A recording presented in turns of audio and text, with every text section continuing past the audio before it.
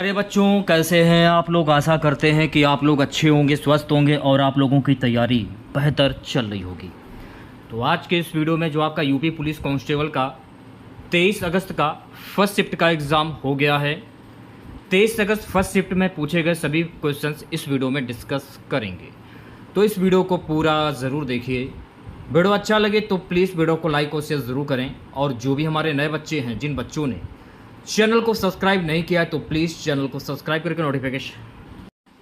प्यारे बच्चों, कैसे हैं आप लोग। आशा करते हैं कि आप लोग अच्छे होंगे, स्वस्थ होंगे और आप लोगों की तैयारी बेहतर चल रही होगी। तो आज के इस वीडियो में जो आपका यूपी पुलिस कांस्टेबल का 23 अगस्त का फर्स्ट शिफ्ट का एग्ज़ाम हो गया है। 23 अगस्त फर्स्ट शिफ्ट में पूछे गए सभी क्वेश्चंस इस वीडियो में डिस्कस करेंगे। तो इस वीडियो को पूरा ज़रूर देखिए। वीडियो अच्छा लगे तो प्लीज़ वीडियो को लाइक और शेयर ज़रूर करें। और जो भी हमारे नए बच्चे हैं, जिन बच्चों ने चैनल को सब्सक्राइब नहीं किया है तो प्लीज़ चैनल को सब्सक्राइब करके नोटिफिकेशन बेल ऑन करना ना भूलें। तो सबसे पहले हम लोग हिंदी के आंसर की देख लेते हैं कि हिंदी में कैसे क्या प्रश्न पूछे गए हैं। चैनल पर नए हैं, सब्सक्राइब नहीं किया है तो तुरंत चैनल को सब्सक्राइब करें। तो पहला क्वेश्चन देखिए, पूछा गया था, एक और अजग रही लखी एक और मृग राय, विकल बटोही बीच ही पर्यो मूर्छा खाए। इन पंक्तियों में कौन सा रस है। करुण रस, रौद्र रस, भयानक रस या वीर रस। तो इसमें हो जाएगा भयानक रस। ऑप्शन नंबर सी जो है ये बिल्कुल सही हो जाएगा। अगला प्रश्न देखिए, पूछा गया, निम्नलिखित में से कौन सा शब्द अलंकार नहीं है। श्लेष, रूपक, अनुप्रास या यमक। कौन सा शब्द अलंकार नहीं है। तो रूपक जो है ना, ये शब्द अलंकार नहीं है। तो ऑप्शन नंबर वी जो है ये बिल्कुल सही हो जाएगा। नेक्स्ट क्वेश्चन, जब दो व्यंजन एक साथ मिलते हैं तो उन्हें क्या कहते हैं। जब दो व्यंजन एक साथ मिलते हैं उनको क्या कहा जाता है। उनको कहा जाता है संयुक्त व्यंजन। तो मैंने आप लोगों को बताया था कि संयुक्त व्यंजन के अंतर्गत कौन कौन सी चीज़ें आती हैं। तो छत्रक, ज्ञा, शाह जैसे कि हो गया, त्रात, त्रिशूल हो गया और ज्ञा से ज्ञान हो गया। ठीक है, ये संयुक्त व्यंजन के अंतर्गत आते हैं, ये आपको ध्यान में रखना है। अगला प्रश्न देखिए, पूछा गया था कि अगम आगम शुद्ध शब्द का सही अर्थ होगा। देखिए ये प्रश्न मैंने आपको पढ़ाया था, छपा हुआ मिला एकदम प्रश्न। मैंने आपको क्या बोला था, अगम आगम, ये प्रश्न मैंने आपको पढ़ाया था, बिल्कुल छपा हुआ रखा है पेपर में, दे सकते हैं आप लोग। आंसर हो जाएगा दुर्लभ उत्पत्ति। ऑप्शन नंबर सी सही हो जाएगा। निम्नलिखित में से मूक का अनेकार्थक शब्द कौन सा नहीं है। मूक का अनेकार्थक शब्द नहीं है। तो विवश जो है ना, विवश, ये मूक का अनेकार्थक शब्द नहीं है। तो वी ऑप्शन सही हो जाएगा। नेक्स्ट क्वेश्चन देखिएगा सभी बच्चे, 63 क्वेश्चन, निजवाचक सर्वनाम का प्रयोग किस वाक्य में हुआ है। आप भला तो जग भला। ऑप्शन नंबर वी जो है ये बिल्कुल सही हो जाएगा। अगला प्रश्न, क्या भूलूं क्या याद करूं, हरिवंश राय बच्चन की आत्मकथा श्रृंखला का ये कौन सा भाग है। दूसरा, पहला, चौथा या तीसरा। क्या भूलूं क्या याद करूं, तो ये क्या भूलूं क्या याद करूं ये हरिवंश राय बच्चन की पहला आत्मकथा श्रृंखला का भाग है। तो ऑप्शन नंबर वी जो है ये बिल्कुल सही हो जाएगा। नेक्स्ट क्वेश्चन देखेगा सभी बच्चे, हिंदी भाषा के लिए साहित्य अकादमी पुरस्कार के प्रथम विजेता कौन थे। माखनलाल चतुर्वेदी, विष्णु डे, हरिवंश राय बच्चन, सुमित्रा नंदन पंत।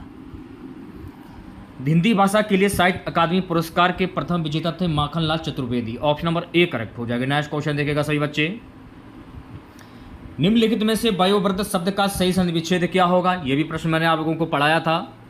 वयोवृद्ध, वयोवृद्ध यानी ऑप्शन नंबर डी जो है यह बिल्कुल सही हो जाएगा। और उसमें कौन सी संधि होगी, विसर्ग संधि हो जाएगी।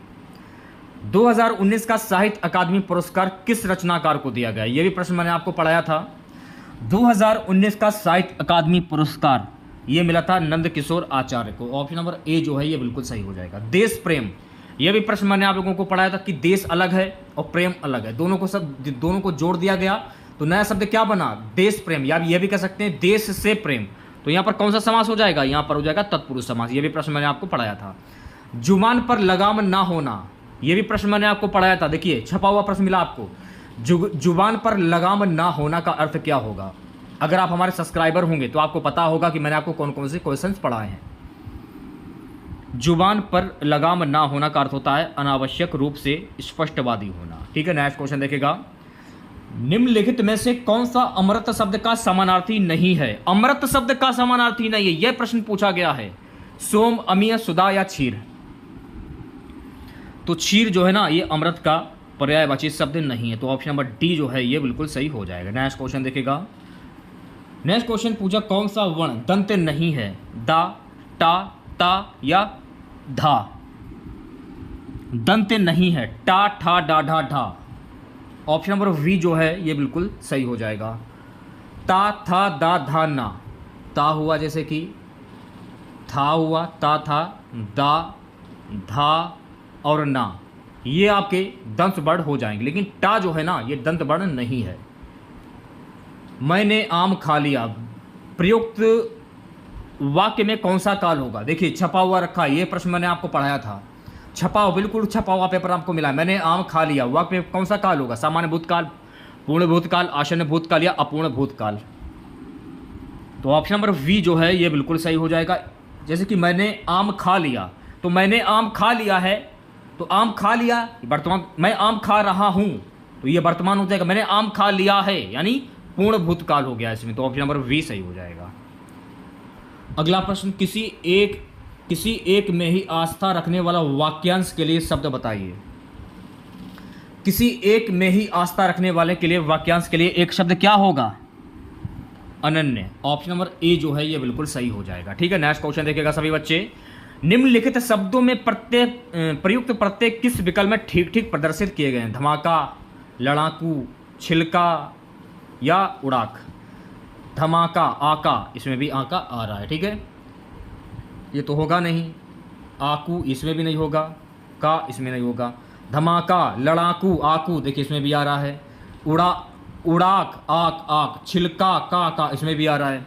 तो आंसर क्या होगा, ऑप्शन नंबर ए करेक्ट हो जाए। तो मैंने आपको क्या बताया कि स्टार्टिंग का जो शब्द होता है वो आपका उपसर्ग होता है, और लास्ट वाला जो शब्द होता है वो प्रत्यय होता है। तो इस प्रकार से आप पहचान सकते हैं। ठीक है, यहाँ पर देखिए आपको शुद्ध वाक्य की पहचान करनी है। शुद्ध वाक्य मैंने आपको काफ़ी प्रैक्टिस कराई थी, शुद्ध वाक्य की प्रैक्टिस मैंने आपको काफ़ी कराई थी। मध्यकालीन युग में कलाओं की बहुत उन्नति हुई। इस समय मोहन की आयु 20 वर्ष है।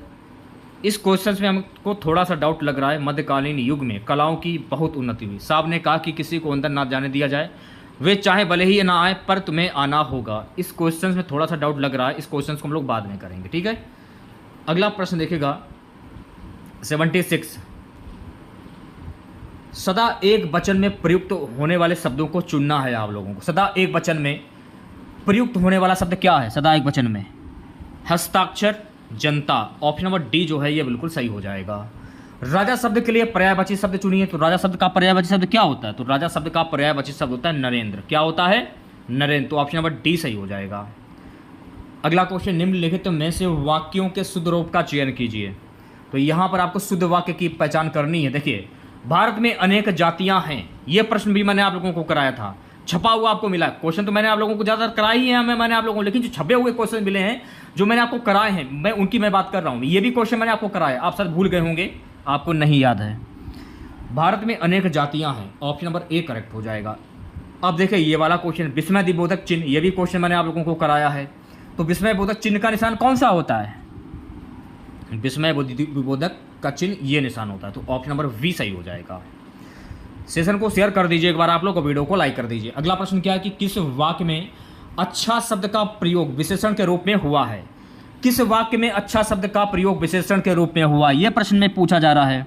तो किस में हुआ है? यह स्थान बहुत अच्छा है। ऑप्शन नंबर डी सही हो जाएगा। नेक्स्ट क्वेश्चन देखिएगा, प्रेम सागर के रचनाकार कौन है? इंपॉर्टेंट क्वेश्चन है, यह भी प्रश्न मैंने आपको पढ़ाया था। प्रेम सागर के रचनाकार, तो प्रेम सागर के रचनाकार है लल्लू लाल। कौन है? लल्लू लाल। ऑप्शन नंबर ए करेक्ट हो जाएगा।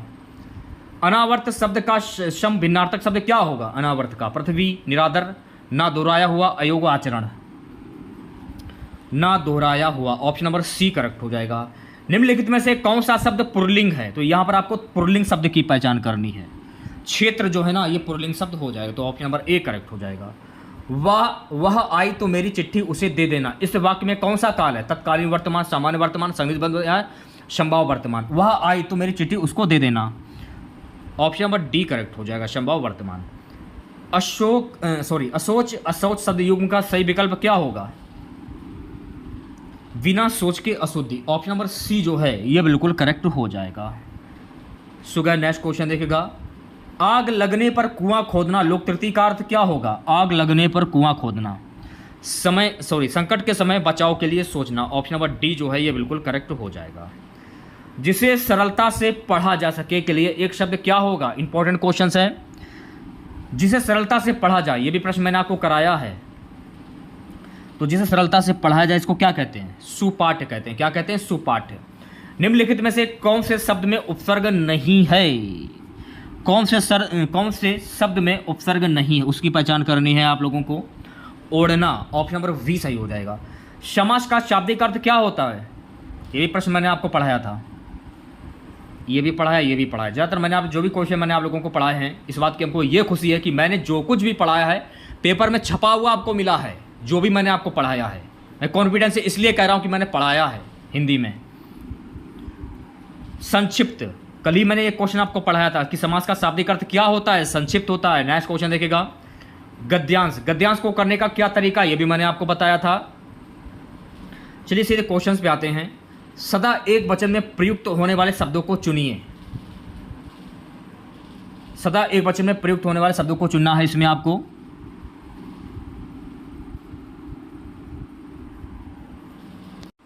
ये नीचे ऊपर हो गया है, सीधे गद्यांश की ओर बढ़ते हैं। ये रहा गद्यांश और ये रहे क्वेश्चंस। आधुनिक मानव विकास को सर्वांगीण नहीं कहा जा सकता क्योंकि साहित्य, धर्म, कला आदि मानव चेतना से निर्वासित। तो ऑप्शन नंबर ए जो है ये बिल्कुल सही हो जाएगा। ठीक है, नेक्स्ट क्वेश्चन देखिएगा। अणु विस्फोट को मानवतावादी की मर्यादा देना तभी संभव है जब व्यक्ति की क्षुद्रता को राष्ट्र की क्षुद्रता ना बनने दिया जाए। सी ऑप्शन जो है सही हो जाएगा। आज का मानव अपने व्यक्तित्व और अस्तित्व के प्रति इसलिए शांकुल है, इसलिए वह विज्ञान की विसंधक शक्तियों से भयभीत है। ऑप्शन नंबर ए जो है ये बिल्कुल करेक्ट हो जाएगा। नेक्स्ट क्वेश्चन देखिएगा। हमारी विज्ञानाधृत शिक्षा की सर्वाधिक महत्वपूर्ण देन क्या है? जीवन के एकांगी विकास, जीवन का एकांगी विकास। ऑप्शन नंबर ए करेक्ट हो जाएगा। मानव जीवन को भस्मासुर बनने से कैसे रोक सकता है? तो मानव जीवन के भस्मासुर को बनने से कैसे रोका जा सकता है? नैतिक आत्मिक मूल्यों को विकसित करके। ऑप्शन नंबर डी जो है ये बिल्कुल करेक्ट हो जाएगा। चलिए अब बढ़ते हैं जीके के क्वेश्चंस की ओर। जीके में कैसे क्या प्रश्न पूछे गए तो चलिए देख लेते हैं। अगर आप लोगों को वीडियो अच्छा लगे तो प्लीज़ वीडियो को लाइक कीजिएगा, शेयर कीजिएगा। चैनल पर नए हैं, अगर चैनल को अभी तक सब्सक्राइब नहीं किया है किसी भी बच्चे ने तो तुरंत चैनल को सब्सक्राइब करें। जीके का प्रश्न देखिएगा सभी बच्चे। जीके का प्रश्न है कि द स्कारलेट लेटर किसने लिखा है? तो द स्कारलेट लेटर जो है ना, ये किसके द्वारा लिखा गया है? तो ये लिखा गया है नाथलियन हॉर्थेन। ऑप्शन नंबर डी जो है ये बिल्कुल सही हो जाएगा। नेक्स्ट क्वेश्चन देखेगा। उपयोगकर्ता के बीच लगातार संचार को प्रोत्साहित करने के लिए किस सोशल मीडिया प्लेटफॉर्म में स्ट्रिक्स नामक सुविधा है? स्नैपचैट। ऑप्शन नंबर ए जो है ये बिल्कुल करेक्ट हो जाएगा। पल्लव राजवंश की राजधानी कहाँ थी? तो पल्लव राजवंश की राजधानी कहाँ थी? तो पल्लव राजवंश की राजधानी कांचीपुरम थी। तो ऑप्शन नंबर सी सही हो जाएगा। नेक्स्ट क्वेश्चन देखिएगा। वित्तीय स्थिरता बोर्ड FSB क्या करता है? इसका काम क्या है? ये वित्तीय स्थिरता सुनिश्चित करता है। तो ऑप्शन नंबर डी जो है ये बिल्कुल करेक्ट हो जाएगा। ठीक है, नेक्स्ट क्वेश्चन देखिएगा। जीएसटी के ब्रांड एम्बेसडर किसको चुना गया है? तो जीएसटी के ब्रांड एम्बेसडर अमिताभ बच्चन को चुना गया। तो डी ऑप्शन करेक्ट हो जाएगा। नेक्स्ट क्वेश्चन देखिएगा सभी बच्चे। निम्नलिखित में से कौन सी रेखा फ्रांस और जर्मनी के बीच की सीमा को तय करती है? फ्रांस और जर्मनी के बीच की रेखा को सिगफ्रीड लाइन तय करती है। तो सी ऑप्शन करेक्ट हो जाएगा। नेक्स्ट क्वेश्चन देखिएगा। विदेश व्यापार महानिदेशालय DGFT किस मंत्रालय के अंतर्गत आता है? तो ये किस मंत्रालय के अंतर्गत आता है? वाणिज्य एवं उद्योग मंत्रालय के अंतर्गत। तो डी ऑप्शन सही हो जाएगा। नेक्स्ट क्वेश्चन देखिएगा। परमाणु ऊर्जा के उत्पादन के लिए कौन सा तत्व आवश्यक है? परमाणु ऊर्जा के उत्पादन के लिए कौन सा तत्व आवश्यक है? यूरेनियम। ऑप्शन नंबर डी जो है ये बिल्कुल सही हो जाएगा। नेक्स्ट क्वेश्चन देखिएगा। नोएडा उत्तर प्रदेश के किस जिले के अंतर्गत आता है? तो नोएडा जो है ना गाइस, ये गौतम बुद्ध नगर के अंतर्गत आता है। तो ऑप्शन नंबर डी सही हो जाएगा। ठीक है, सेशन को शेयर कर दीजिए। विश्व डाक दिवस कब मनाया जाता है? तो मेरे प्यारे साथियों, विश्व डाक दिवस जो है ना ये 9 अक्टूबर को मनाया जाता है। अगला प्रश्न, जून 2024 तक संघ गृह मंत्रालय का प्रमुख कौन है?